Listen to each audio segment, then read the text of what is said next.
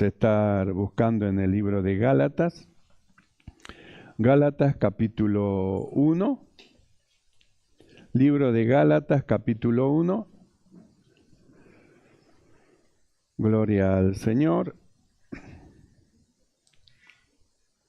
Libro de Gálatas capítulo 1. Hechos, Romanos, Corintios, Gálatas. Capítulo 1 y vamos a estar leyendo el verso 3, desde el verso 3 y dice así la palabra del Señor.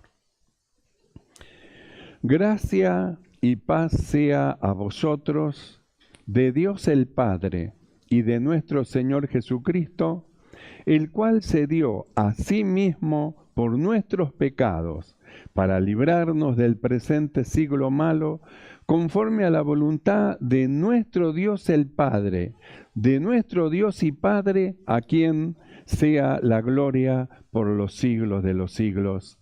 Amén. Oramos. Mi amado Señor, te damos gracias. Padre bueno, muchas gracias por reunirnos, Señor, como un solo hombre delante de ti. Señor, hemos venido a ofrecerte un culto a ti.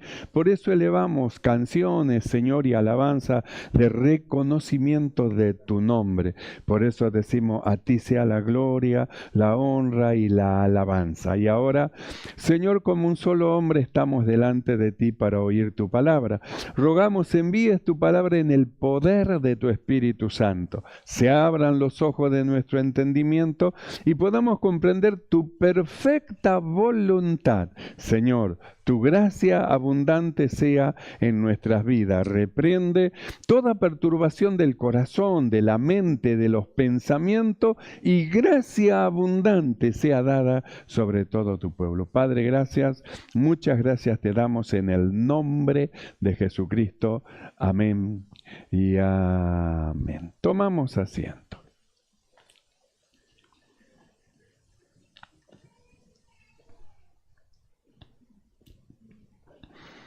Gloria al Señor. Y hemos leído libro de Gálatas capítulo 1, verso 3, porque esto que nosotros acabamos de leer tiene que ver con todo lo que Dios nos viene hablando. No nos olvidemos que el mensaje de Dios no está escondido en una sola predicación, sino que es la suma de todas las palabras que Dios nos viene hablando, pues nos está perfeccionando.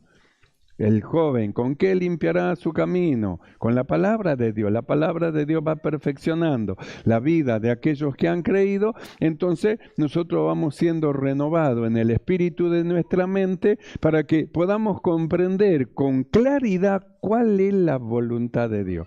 Y nosotros venimos viendo cosas muy importantes que tienen que ver con la voluntad de Dios. Porque ¿cuál es la voluntad de Dios para con el hombre? La voluntad de Dios no es que el hombre sufra. La voluntad de Dios no es que el hombre viva su vida enfermo. La voluntad de Dios no es que el hombre viva toda su vida cargado con un peso insoportable, de tal manera que aborrezca la vida y aún desea cometer un suicidio porque ya la vida ya no tiene sentido. Eso no es la voluntad de Dios. Cuando Dios creó al hombre y lo puso en el huerto del Edén, no lo puso para que sufra, no lo creó para que sufra, sino que lo creó para que camine con Él, para que disfrute de su comunión, de la comunión con Dios y viva una vida feliz en Dios. Pero, como sabemos, en la introducción del pecado, el pecado entró en el mundo, detrás del pecado trajo la muerte y el pecado trajeron las enfermedades, los males y todas esas cosas a causa del pecado. Todas esas cosas, los sufrimientos del hombre, tiene que ver la causa, el pecado, porque es lo que dañó en la comunión del hombre y Dios, el pecado. Por eso es que Dios tuvo que ver cómo solucionaba este asunto, que es lo que nosotros acabamos de leer.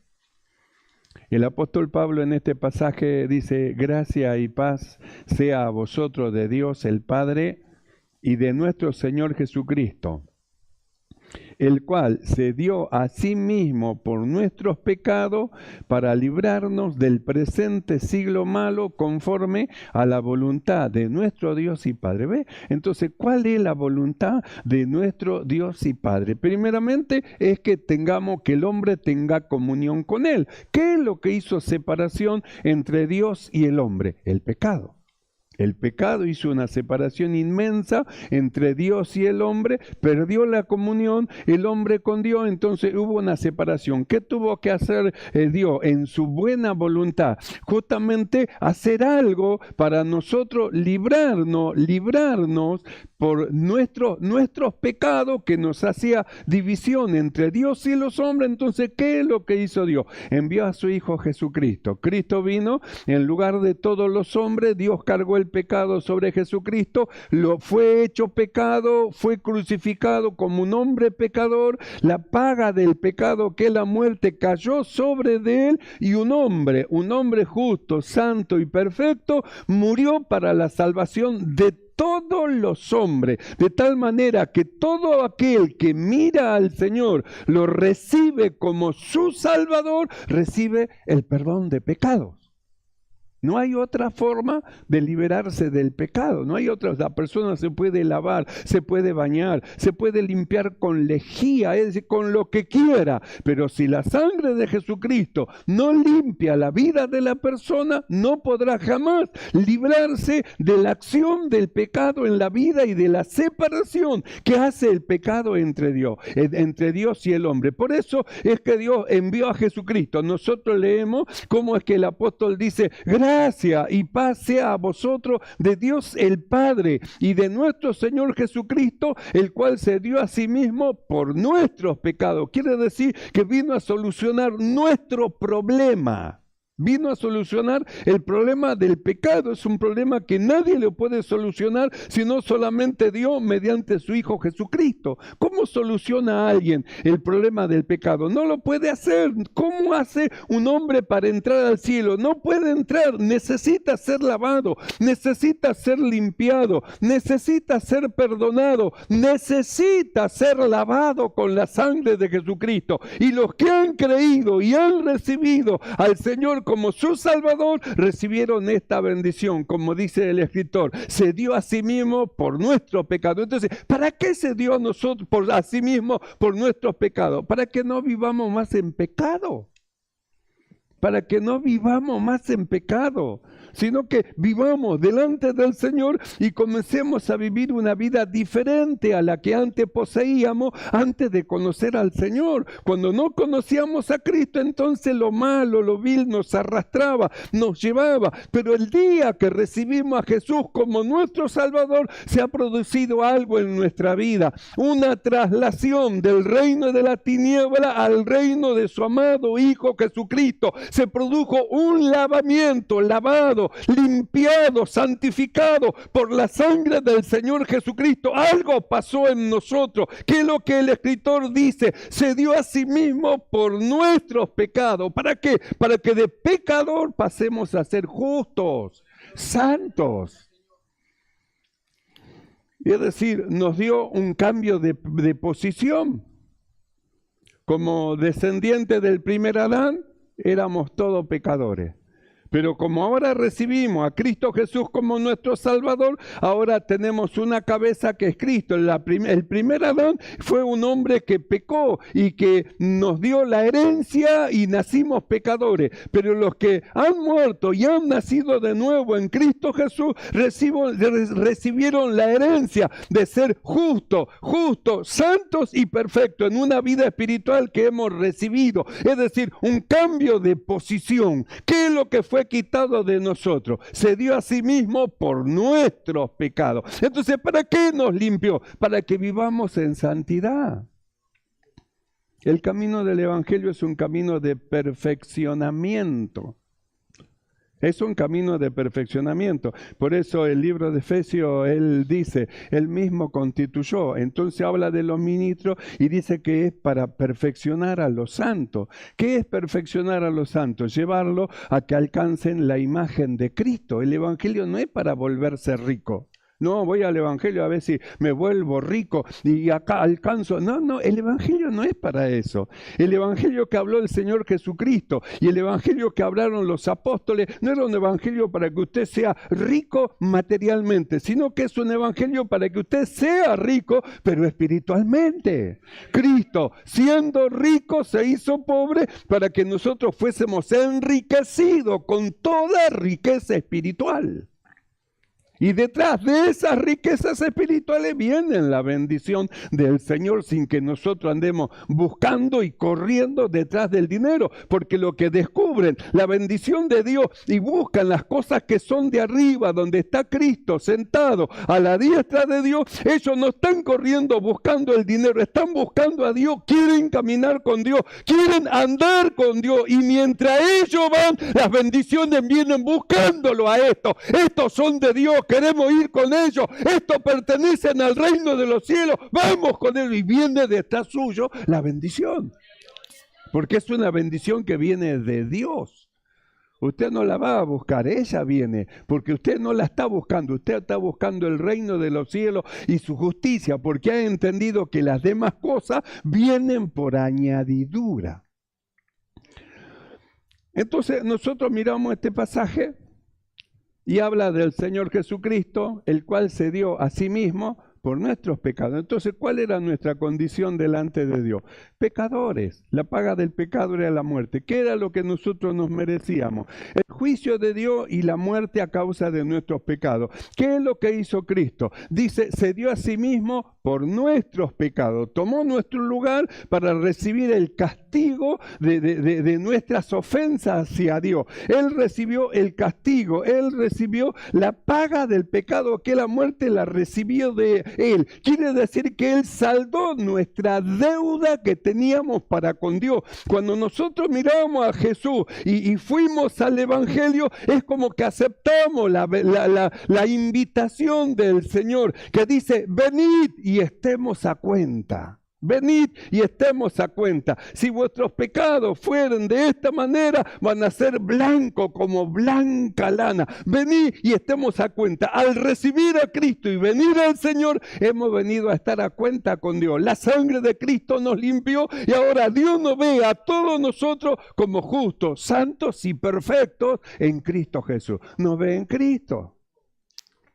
¿Cómo lo ve Dios a Jesús, a Cristo? Justo, santo y perfecto. ¿Y quiénes somos nosotros? ¿No somos acaso miembros del cuerpo de Cristo? ¿Y usted cree que la cabeza es diferente al cuerpo? La cabeza y el cuerpo son una sola cosa. Hemos sido hechos uno en Cristo. Somos con Cristo una sola cosa. Y lo que Él es, somos nosotros. Y como lo ve al Señor, así Dios nos ve a nosotros en Cristo Jesús. Por eso decimos justos, santos y perfectos. Entonces, ¿qué es lo que hizo Cristo? Dice, se dio a sí mismo por nuestros pecados. Entonces, ¿para qué se dio a sí mismo por nuestros pecados? Para que nosotros no vivamos más en pecado. Para que al haber sido lavado, limpiado por la sangre de Jesucristo, ahora nosotros caminamos por un nuevo camino, vivo y eficaz, el camino del Evangelio. Nos introdujimos en el Evangelio y ahora nosotros vamos siendo perfeccionados por la palabra de Dios.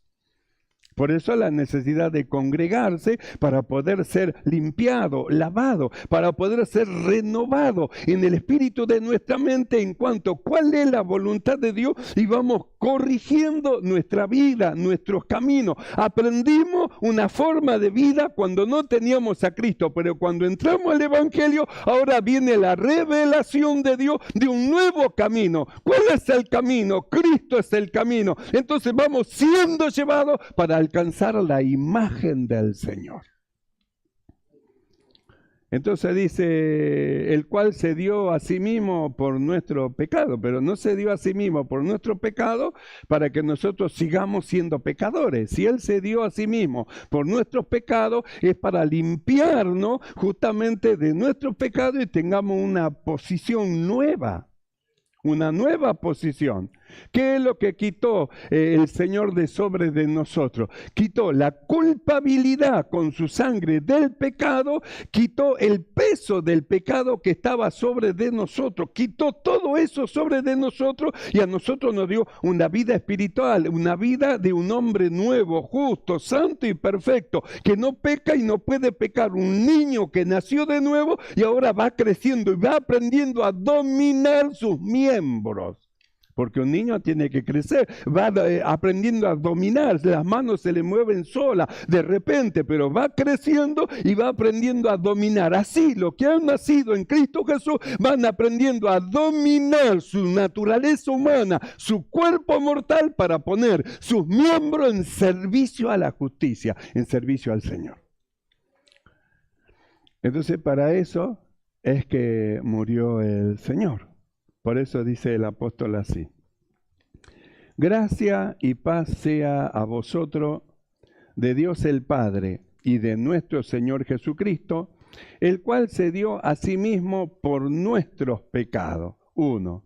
Para librarnos del presente siglo malo. 2. Conforme a la voluntad de nuestro Dios y Padre. Entonces son dos cosas de las cuales el Señor a nosotros nos quiere librar y nos libra. Primero es del pecado y segundo dice del presente siglo malo.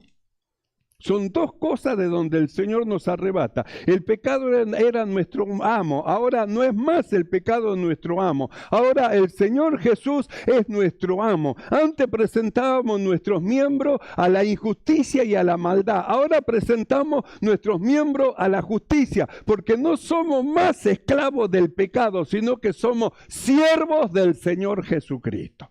¿Cuántos son siervos del Señor? Para eso hemos sido llamados.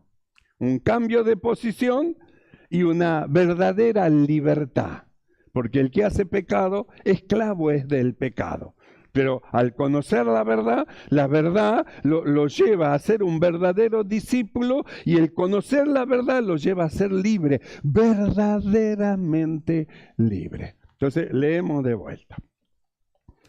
Gracia y paz sea a vosotros de Dios el Padre y de nuestro Señor Jesucristo, el cual se dio a sí mismo por nuestros pecados, 1, para librarnos del presente siglo malo. Y esa es la segunda parte. Entonces, la primera parte, lavado y limpiado por el sacrificio de Cristo y la sangre de Jesús que nos lavó y nos limpió. Y la segunda parte dice, librado del presente siglo malo. Presente siglo malo. Entonces nosotros decimos, ¿qué es el presente siglo malo? Entonces dice, el sistema, la forma de vivir, en el cual todos los hombres viven. Un sistema mundano, dominado por Satanás y sus ángeles. Es un sistema corrupto, gobernado por hombres y mujeres apartados de la voluntad de Dios. Entonces, mire cómo es el sistema del presente siglo malo, el sistema mundano. Es un sistema, una forma de vivir dominado por Satanás. ¿Quién domina el mundo? Dice el Señor, dijo, el príncipe de este mundo, es decir, el que está dominando, el diablo está dominando al mundo. Nosotros estábamos antes en el mundo cuando no habíamos recibido a Cristo, pero nosotros hemos sido libertados de las potestades de las tinieblas y trasladados al reino de su amado Hijo. Quiere decir que nos sacó de una forma, de un sistema mundano, de un sistema dominado por Satanás, de un sistema corrupto, gobernado por hombres y mujeres, apartados de la voluntad de Dios, y nos trasladó, nos introdujo en su reino y en la congregación de los santos, donde la palabra de Dios que limpia, santifica, purifica, la palabra de Dios va haciendo su operación, extraña operación en el corazón de todos los hombres. Dios está trabajando. Por eso dijimos nosotros, ¿quién es el constructor de nuestra vida? Dios. ¿Quién nos trajo a la iglesia? ¿Usted cree que vino por sí mismo? No, ni yo, ni ninguno de nosotros, sino que hemos sido llamados de Dios con un supremo llamamiento. Él mismo nos trajo. ¿Y qué es lo que hace Dios en nuestra vida? Está construyendo una construcción espiritual porque nos está llevando a la imagen de su Hijo amado Jesucristo.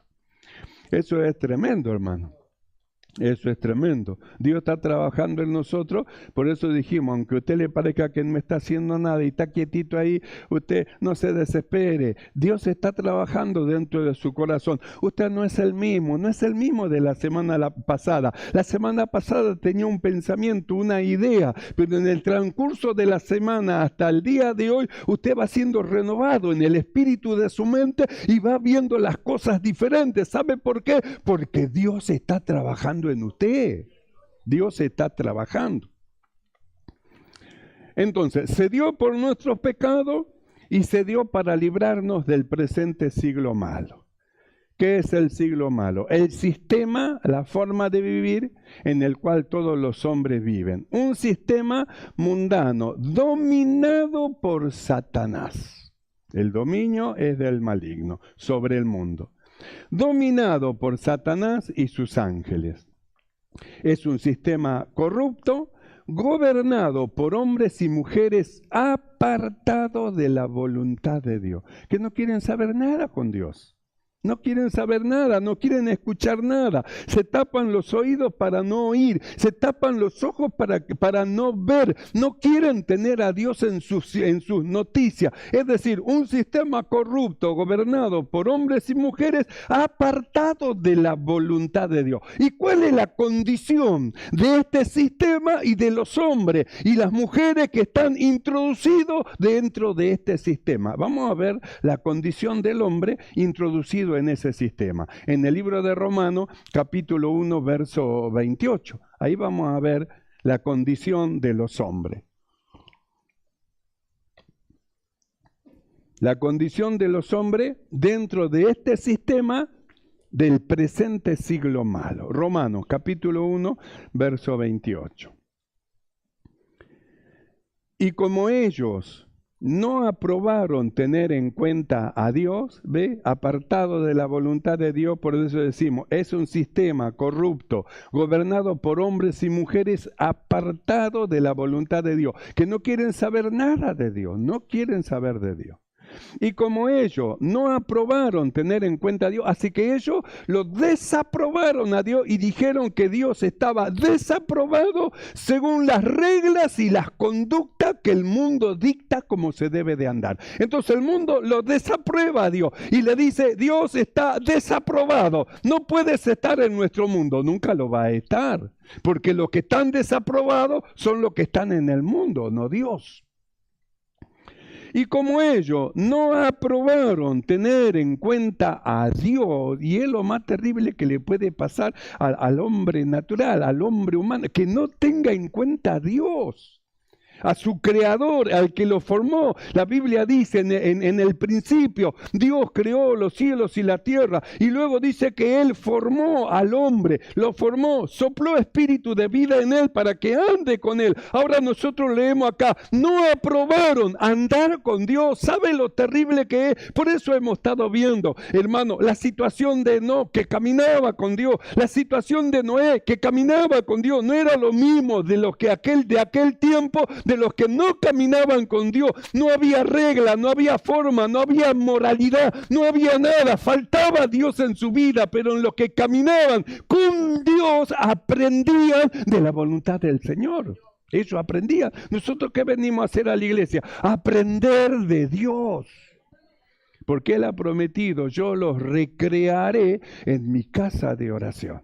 Los venimos a ser recreados, renovados en el espíritu de nuestra mente, porque esto es como una universidad, la universidad del cielo, donde venimos a aprender la forma de vida según Dios y no según los hombres, porque la forma de vida según Dios va en oposición a la forma de vida según los hombres. Por eso los hombres no aprueban a Dios, no aprueban la iglesia, no aprueban a los cristianos, no aprueban las Biblias, no aprueban, aún han sacado de las iglesias, de las escuelas, que se deje de enseñar a los niños religión. Antes, cuando yo iba a la escuela, había religión en las escuelas. Se enseñaba de Dios, se hablaba de Dios. Ahora, ¿hasta qué punto llegó este sistema corrupto, gobernado por hombres y mujeres, apartado de la voluntad de Dios? Un sistema dominado por Satanás, que han prohibido a los maestros que hablen de Dios. Y si llegan a hablar de Dios, lo expulsan.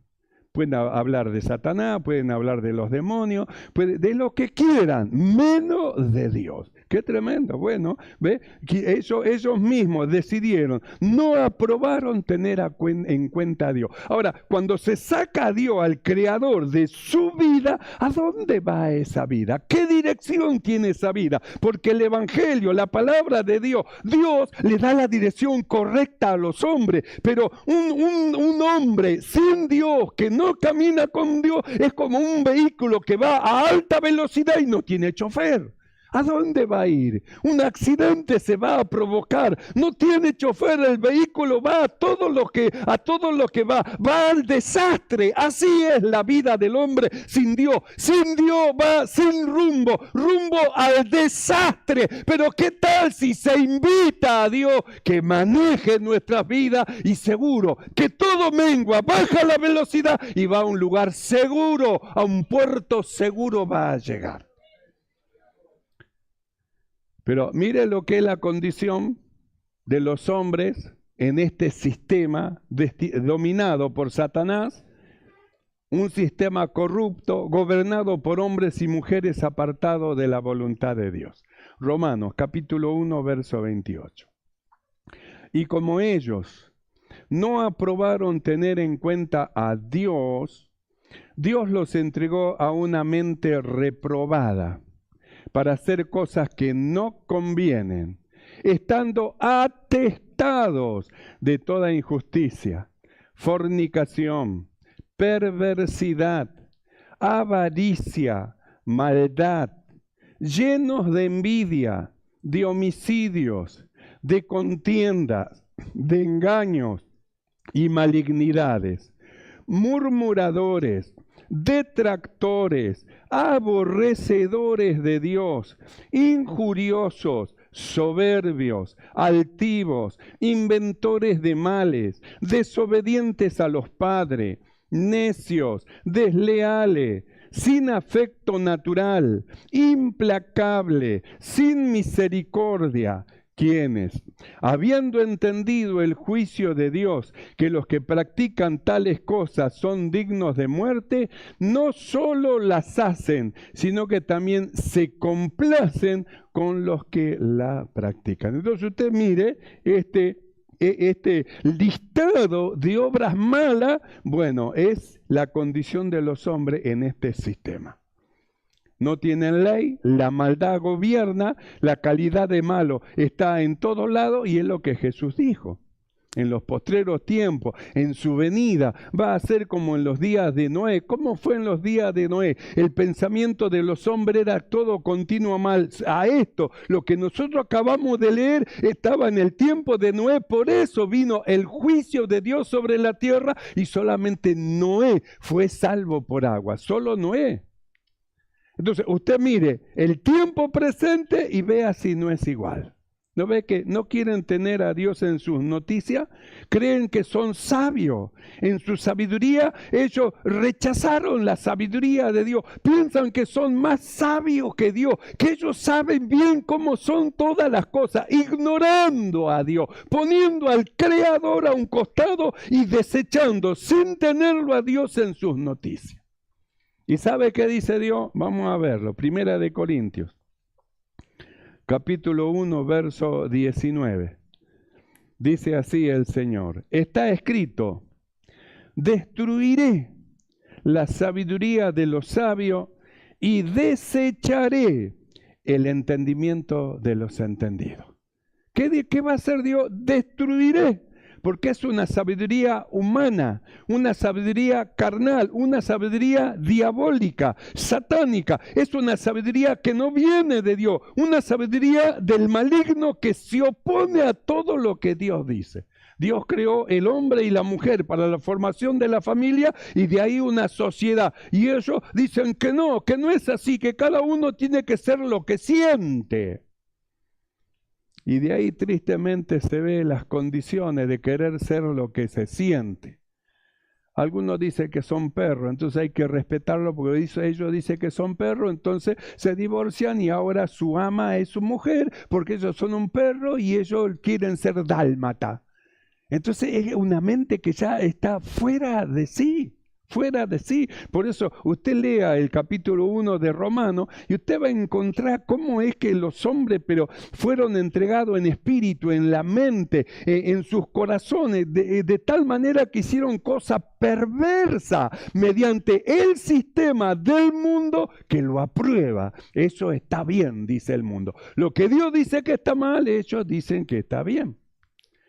Por eso dice, estando atestado de toda injusticia, fornicación, perversidad, avaricia, maldad, llenos de envidia, de homicidio, de contienda, de engaño y malignidades, murmuradores, detractores, aborrecedores de Dios, injuriosos, soberbios, altivos, inventores de males, desobedientes a los padres, necios, desleales, sin afecto natural, implacables, sin misericordia, quienes habiendo entendido el juicio de Dios, que los que practican tales cosas son dignos de muerte, no solo la hacen, sino que también se complacen en los que la practican. Ellos llaman a estas cosas sabiduría. Es muy sabio según ellos. No, esto es sabiduría para ellos. ¿Qué es lo que va a hacer Dios? 1 Corintios 1:19. Está escrito, destruiré la sabiduría de los sabios y desecharé el entendimiento de los entendidos. ¿Dónde está el sabio? ¿Dónde está el escriba? ¿Dónde está el disputador de este siglo? ¿No ha enloquecido Dios la sabiduría del mundo? Pues ya que en la sabiduría de Dios el mundo no conoció a Dios mediante la sabiduría, agradó a Dios salvar a los creyentes por la locura de la predicación. ¿Cómo nos salvó? Por la locura de la predicación. Alguien fue y le predicó, le habló de Cristo, su corazón se abrió, la fe entró dentro de su corazón y usted creyó. ¿Cómo creyó? Por la locura de la predicación, porque el Espíritu de Dios lo convenció y lo llevó a los pies de Jesucristo. Para ello es una locura. Como dice el apóstol Pablo en este capítulo 1 de Corintios, verso 8, porque la palabra de la cruz, la predicación que nosotros hacemos, dice, es para ellos una locura, para los que se pierden es locura. Entonces usted sale a evangelizar y el diablo lo está mirando y lo está esperando para decirle alguna cosa, para que usted baje los brazos. ¿Por qué no va a lavar la ropa? ¿Por qué no va a limpiar tu casa? ¿Por qué no va a trabajar? ¿Qué están haciendo molestando? El diablo, claro, le molesta la predicación del evangelio. Por eso es que aquellos que son enviados por el Señor y que salen a llevar este trabajo, esta palabra de Dios a los hombres, entran en el terreno del maligno. Ellos necesitan de la oración de aquellos que no pueden hacerlo, pero sí pueden orar a favor de las huestes evangelizantes, de esos pies hermosos que van anunciando el evangelio de salvación a los hombres. Ellos salen a evangelizar y se enfrentan a las huestes de maldad que van en contra de ellos, pero Dios va con ellos, Dios va con ellos, Dios va con ellos. Entonces parece una locura, salir a evangelizar es una locura. Bueno, mediante la locura de la predicación los hombres se salvan. A Dios le agradó salvar a los creyentes por la locura de la predicación. El mundo lo ve y dice, la palabra de la cruz es locura a los que se pierden, pero a los que se salvan, esto es a nosotros, es poder de Dios. ¿Por qué es poder de Dios? Porque mediante la palabra de la cruz nosotros recibimos vida. Mediante la palabra de la cruz en nosotros se produjo transformaciones. Mediante la palabra de la cruz el Espíritu de Dios vino sobre de nosotros. Mediante la palabra de la cruz se abrió el cielo y tenemos entrada con confianza al trono de la gracia de Dios para recibir el oportuno socorro. Mediante la palabra de la cruz. Locuras para otros y para nosotros poder de Dios. Para nosotros es poder de Dios. Por eso hay una sabiduría que es terrenal, humana. Usted se puede encontrar con hombres sabios mundanos que si usted no está bien parado en la Biblia, lo pueden envolver y hasta hacerlo trastabillar del Evangelio con preguntas insensatas, preguntas que ellos mismos están buscando la forma cómo hacerlo tropezar a usted. Pero Dios a nosotros nos dio una sabiduría que no es terrenal, no es animal, ni es diabólica. Vamos a verla. 1 Corintios, capítulo 2, verso 6. Mire cómo dice el apóstol Pablo. Hablamos sabiduría entre los que han alcanzado madurez, y no sabiduría de este siglo, de los príncipes de este siglo que perecen. Mas hablamos sabiduría de Dios en misterio, la sabiduría oculta, la cual Dios predestinó antes de los siglos para nuestra gloria. Entonces, lo que nosotros hablamos para ellos es locura. No, ¿cómo va a robar eso? Sí, robarle, si no ve que no se da cuenta, robarle. Y usted dice, no, lo que nosotros decimos es sabiduría. No, ¿cómo le vamos a quitar algo que le pertenece a la otra persona? No, esto es palabra de sabiduría. Cuando usted le está diciendo a otro, no robé, mirá, eso está mal, no le vas a hacer eso. Usted le está hablando una palabra de sabiduría. Lo que no son del Señor, no quieren oír, no, yo voy, y ellos van porque pertenecen al príncipe, están dominados por el príncipe de este siglo y por un sistema corrupto de hombres y mujeres apartados de la voluntad de Dios. Pero el hombre piadoso teme, no, esto no es mío, yo no lo tomo. No. Lo mío es mío y lo suyo es suyo. No, lo mío yo lo tomo, lo que no es mío no. Entonces nosotros hablamos sabiduría de Dios. Cuando hablamos con otra persona y le aconsejamos, no es bueno que haga eso. Mirá, la Biblia dice así, Dios dice, estamos hablando sabiduría de Dios, una sabiduría que no existe en el mundo. Por eso la necesidad de nosotros de abrir nuestra boca. Abra su boca, Él la va a llenar, le va a poner las palabras necesarias para que penetre en el corazón del oyente y él pueda ser librado de las ataduras y de las cárceles con que el diablo los ató y los ligó. Por eso la necesidad de abrir la boca. Abra su boca, Él la va a llenar. Abra su boca, no tenga temor, hable de Cristo, las palabras van a fluir como de una canilla porque el Espíritu de Dios va a venir sobre de usted y le va a poner las palabras necesarias. No tenga temor.